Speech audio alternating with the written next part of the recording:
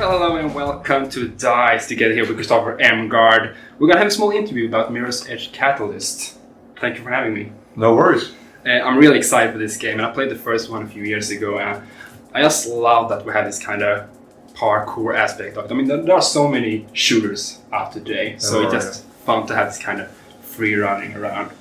So I'm just going to shoot you some questions and see how many you can answer. Sure thing. So Mirror's Edge, the first one, was released in like 2008 or 9, depending on the console platform. So how long has Catalyst really been in development? I mean, when did you nail down, like, this is one we're going to do with the sequel? I mean, it's not really a sequel, but... Well, what became Catalyst, yeah, yes. I came aboard roughly 3 years ago, and that was soon after the initial sort of pitch had been greenlit. So I guess, the current version of Catalyst, maybe 3.5 years or something like that total. Have you had like different thoughts about, I mean, we should go this route, or maybe this route, or maybe, what kind of ideas have you been? I can sort of, since I wasn't here myself, I can only speak to the stories I've heard. Exactly. But from what I know is that, yes, we did explore different sort of versions of what a sequel could be for a while. And I think one of the reasons it took some years before this was greenlit was that they didn't really nail exactly what they wanted until that was done, so to speak. Exactly. So yes, I mean, I've heard sort of more out there versions of what a sequel could be. Because you can't really categorize this Catalyst as neither a prequel or a sequel or a remake. True. I mean, you haven't really decided where this takes place in the universe. So no, I think already part of that pitch was that it was going to be a reboot, not a prequel or a sequel or anything. And then we weren't completely clear with that initially. I think we should have been, but we weren't. And so I try to really reinforce that now that it's a reboot. Okay. So there's no sort of narrative connection to the first game. Because you don't really need to have played the first one to understand the Catalyst version. Okay, cool. I thought about one thing. In the previous, in the first one, you had several cutscenes, and maybe most of the cutscenes were like very comic book-ish. Yeah. But you have kind of gone away from that and have this kind of really good-looking cutscenes instead now.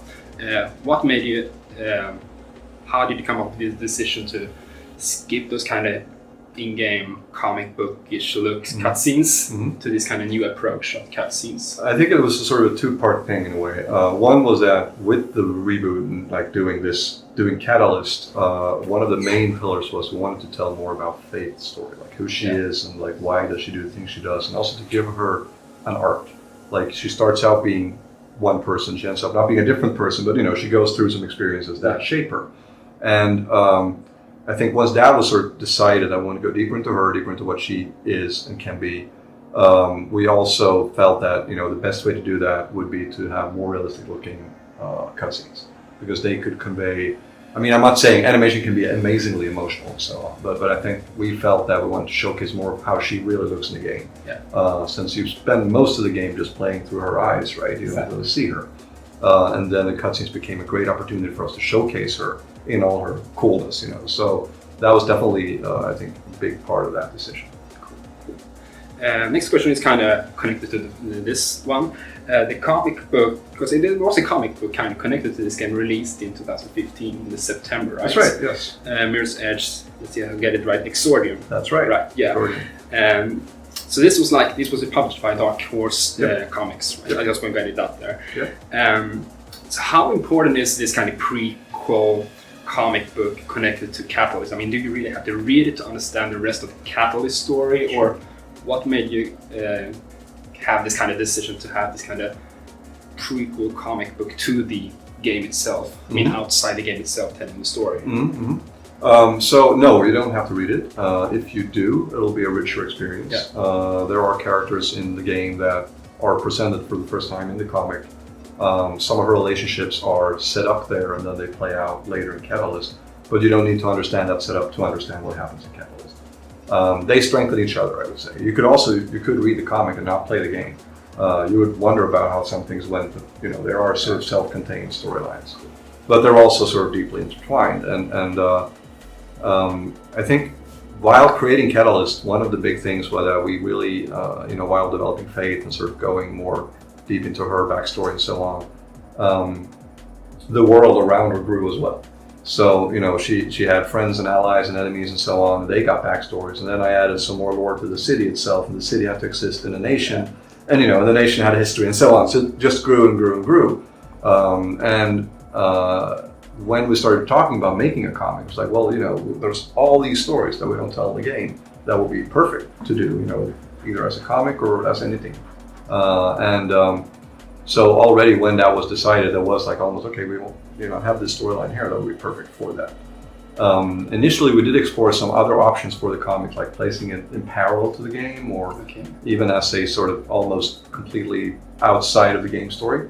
But we felt in the end that the most interesting thing would be to sort of continue to develop her journey, and so that's where we ended up. So the comic sort of more or less ends, so to speak, where the game starts. Yeah, because I think it's a really nice addition to the game, just to have this kind of outside the game introduction of the story and the characters and everything. Next one is kind of connected to that too. I mean, more and more developers we see out here are trying to have this kind of storytelling introduction, at least to the game, outside the game itself, like comic books. We have animated shorts, we have social media stuff. Where do you see, I mean, is this the kind of future for developers to kind of introduce or tell the story, part of the stories outside the game itself? Is this kind of the new trend?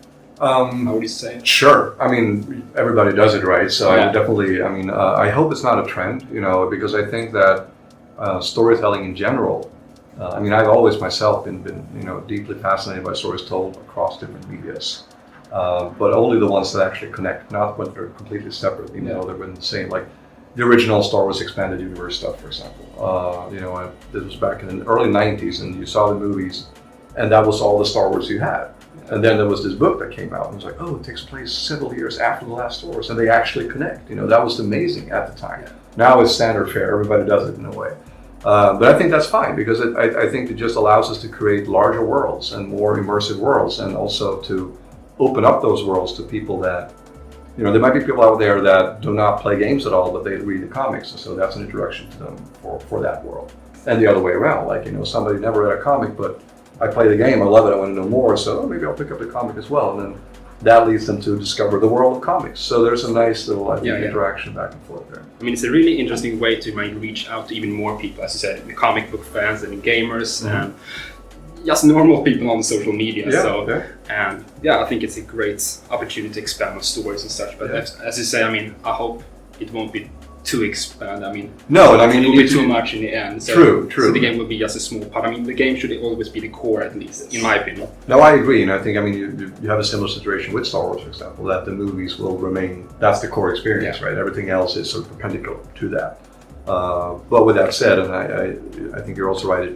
We should be careful to not dilute the experience, which can easily happen. Mir said the first one had like huge stages. With these beautiful views of the city and everything, but they still had this kind of go to objective from A to objective B and do this kind of stuff. And you had this kind of approach. You could not go up the stairs, you can just climb the wall next to it. And you had these kind of semi choices how to approach an objective.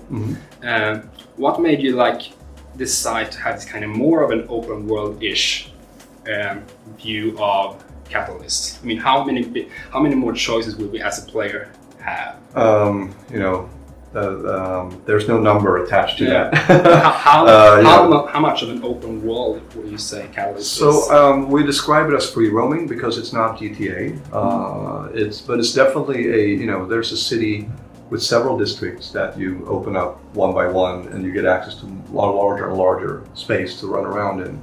And in the end, you have quite a significant space to move and to do your thing. I think why we wanted to do that were several reasons. One was that player skill is key in this game, right? You know, the better you are, the more fluid your experience becomes, and the more trickier, you can take the trickier paths and you can go where nobody else goes and so on. And we wanted to offer a broader range of that from the outset. Like you said in the first game, the original game, you could possibly, go next to whatever main path there was, but that was about it. In general, it were more of a corridor-like game design or level design compared to what we're doing now, where you need to get from A to B, but you can go, there will be an infinite amount of paths in a way, not infinite, but still like quite a few choices to make. And depending on your skill, you could go, maybe this way it's faster, but it's harder, whereas this one is easier, but also takes longer time. So you as a player can then adjust your experience, based on those choices. Great. I was thinking about exploration of City of Glass. It feels much more vertical, if you say so, in Catalyst. It feels like you really are trying to expand vertically the world. Sure. Because in the first one, we just ran around the rooftops pretty much. And there were scenes here and there, lower to the ground, of course. But as I understand it, will there be like real street levels and tunnels? Because I think I read something about that. I mean, how will how will you deal with the life? Sure. So you will. Faith's world is the rooftops. That's her dominion, and that's where she thrives. Runners in general, they stay away from the streets. So in the game, you might maybe at some point touch on street level, but we do not. You don't spend any significant amount of time there. Okay. And yes, there are tunnels. They are quite large and underground tunnels. Underground tunnels. There's a world underground under the city, and it's a different world, and it's where the resistance sort of has made their abode. Because I guess that had to do something with the factions and such. Yes, it is connected to that to some extent. And during the course of her journey, Faith will, of course, at some point end up in that space. Okay, cool. We had some gunplay in the first one, but that was not really the key feature of it. I mean, you can pick up a gun, you can use it to eliminate enemies and such. How much of that will we actually see in Catalyst? Will we see even more gunplay? I mean, emphasizing that one, or will still the parkour be the main choice how to approach obstacles and enemies? Sure. Faith doesn't use guns at all, and it's not because of there might be technological reasons, biometric printing, whatnot, also, but it's mainly that it's a choice. Why she choose not to do it, you will discover when you play. That was a choice we made also early on, because we felt that the gunplay, that's a different game, and removing it felt like the elegant solution to go with. It would be a more clean experience, focusing on being a runner, and runners they mainly fight hand to hand if they need to, and when they fight hand to hand, they also use their running as a tool, as part of that combat tool set. So movement and combat are like deeply intertwined. And you approach combat very much like, not very much necessarily, but like partly of it as a movement puzzle. So you would see like, I have this space of enemies, I want to attack them, I can use the environment to my advantage and use my momentum to sort of overcome them. So on the one hand, we remove the gunplay, but yes, there's also, on the other hand, maybe an increased focus on making combat an interesting experience. So when you do end up in combat, it's still fun and it's still rewarding for you.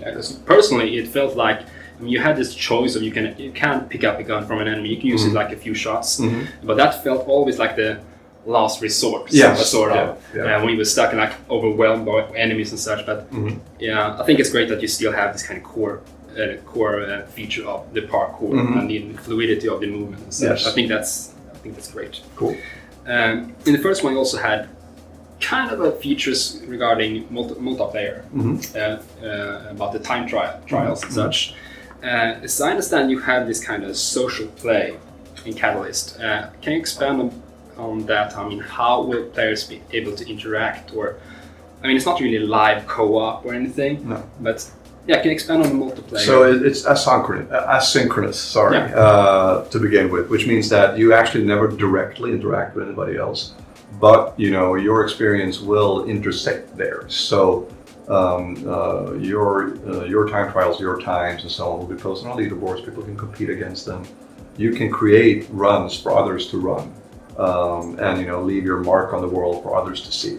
So there is this thing going on where you will interact, but not directly with people around you. Will all these kind of interactions, you say, some multiplayer features, be like based on different time trials? I mean, set up different paths or such, different runs? Yes, that's a big part of it. Like also partly running the runs that we've created for you, which is runs that exist in the city already, and that our level designers, who are also many of them very accomplished Mirror's Edge players, have set up. But then also there's the option for other players to create their own runs and have people run them and see if it's a fun run or a fun challenge and whatnot. And there are other ways to also sort of mark your place in the world, but I don't want to sort of go too much into it. But yes, there are different ways to sort of make yourself known in this world. Nice, because it feels like Catalyst is actually more hardcore than the first one. It feels like it can be a bit more difficult maybe for new players. I mean, it feels, at least what I have seen, a bit faster than the first one. It feels like you can approach different things much quicker due to the movement and such. So I think it's good to just have this kind of competitive aspect of it, because I guess there will be hardcore Mirror's Edge players out there that will be kind of, I want to be number one in this trial. I'm sure there will be. Yeah. So you are using Frostbite 3 for this game, right? So I'd rather not talk too much about the technical stuff because it's not my domain. Okay. As an narrative director, I work mainly with words and actors and stuff. I see. So, it's cool. So how will you approach missions, if you say so, in Catalyst compared to the first one? Because as I said previously, we had this kind of, I'll go from A to B and pick up this one or meet that and outrun that person. What kind of missions will we see? I mean, will there be different choices? What kind of missions will we see in Catalyst compared to the first ones, more linear ones? Sure. The main storyline is told across a number of missions, and these missions are in themselves a somewhat linear experience. Once you start that mission, you're on. You have a set goal, and while we sometimes give you choices on how to solve it, overall it's a linear experience within that space, usually confined to a single building or structure or something like that. But in between these missions, you're always, you're left free to do whatever you want. You can choose to go out and collect grid leaks, which is a sort of reward you get for exploring the city. You can go out and do side missions or, do smaller assignments, stuff like that. And all of this sort of ties into, then how you progress faith and so on. So I would say when you look at just the main missions, there is definitely a similarity to the first game in structure. Yeah. But the big difference being that in between these missions, you're free to explore this much larger city, and that is where the big difference lies. Nice. The main missions, will you be able to do them in like a specific order? Can you choose how much of a choice will you have to? Will there be like main missions 1, 2, 3, 4, 5? Then we have the side missions and everything. See what you mean. Okay. The main mission sort of order is set, so you play one after the other. There's no sort of branching choice or anything like that. And then as you play through it and you get to certain points, we also open up more side missions for you. So while the initially there might be a couple, and then once you advance a bit, there'll be a couple more, depending on the people you meet and interact with, and so they might have other stuff for you to do as well. So that's how it sort of offers a more broader experience, I would say. Nice. As I said before, there are several different factions in the game. How will we be able to interact with them, and how will our interactions really affect will it affect the outcome in the main story? And can we just I'm going to befriend this kind of faction, I'm going to befriend this one? Will that affect the story, or we'll just meet them? It's more of a meeting them and interacting with them is more a part of the overall story arc. So it's not a sort of dynamic system where you support one over the other and that changes the entire city. But you will still see the city change as you progress, depending on the stuff that happens. And while it's not necessarily a player choice, I think it still offers a very varied journey, in how the city evolves, with Faith, and as she also evolves with the story she goes through. Okay, cool. And that was kind of the questions that I had. So that's kind of the last question. Okay. Do you have anything special you want to say to all the different fans out there? that are eagerly waiting for Catalyst, and maybe for new players that haven't really played the first one. Sure. For the fans, I'm just. I've been doing this for 3 years, and it's the first time I worked on a franchise that was already sort of established. And it's been very gratifying to see the amount of excitement out there, for this thing. Like when we did our reveal trailer, and we could sit here and watch just reaction videos to that all night long. It was very, very gratifying. So that's been a great experience, and you know, I think we have built something very special, and I really hope that people will have that experience as well when they play it. And then as for the new players, I think you know, this is definitely a game about skill, but we've also taken great pains to make it, you know, so that we teach you those skills, so that, you know, even if you are not used to this type of game or whatever, you will still have a great experience. And then, you know, after you play a while and start doing races and so on, you know, who knows, you might become one of those speedrunners that are the real hardcore fan base of this thing. So. Because it will be kind of interesting after like a few weeks or a few months maybe to see how this game kind of evolves and see how players can approach different objectives and say, oh, I can take it this kind of way, I can cast a wall around it like this way, or it will be really interesting to see how people can find literally different ways to approach. Absolutely, and I mean, you know, I look forward to that a lot, and like also, how will they react to all the stuff we created? Like, you know, how will they, you know, what will their take on the experience, and also on choosing those paths that I'm sure people will find paths that we could never have thought of here. So that's also the cool part when you release this thing to, you know, millions of people, and you know, you cannot predict all the different things that they might do in it. So that's going to be very fun to see. So what platforms is it going to releasing for, and what is the release date? So it's releasing on Xbox One, PS4, and PC, and it's in North America on June 7th and Europe on June 9th. Nice. So that's all I have. Thank you very much for having me. Well, thank you. No worries. Thank you. Thanks. So, there's a fighter in you after all.